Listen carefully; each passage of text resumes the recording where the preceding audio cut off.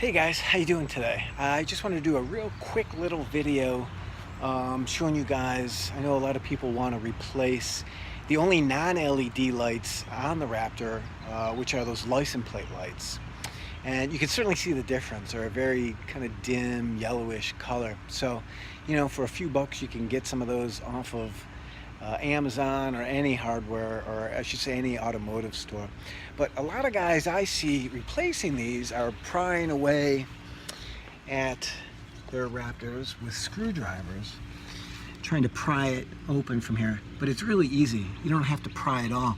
Reach your hand down up between the bumper here and what would be your tow bar, I guess. And as you can see, this is the clip. So what you're doing is you're squeezing.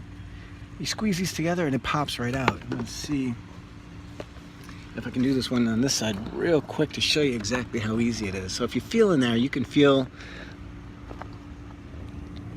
and to be honest, it's hard to get in there just because of the tow bar. There we go. But that's how easy it is. And what I'm doing is I'm mostly squeezing on this end right here. You push that in a little, it pops right out. And then this just twists out like any light bulb. No need to show you all that. But anyway, there's the new bulbs. I've got gloves on because honestly you're not supposed to touch LED light bulbs. I think the oils in your hands can make them deteriorate quicker. But very easy, plug and play. I just thought I'd show you the easiest way to open these up without actually having to pry and leave little marks from screwdrivers. But that's it for this video, guys. Thanks for tuning in again. As always, please subscribe, hit that like button, and I'll see you on the next one. Be safe and peace out.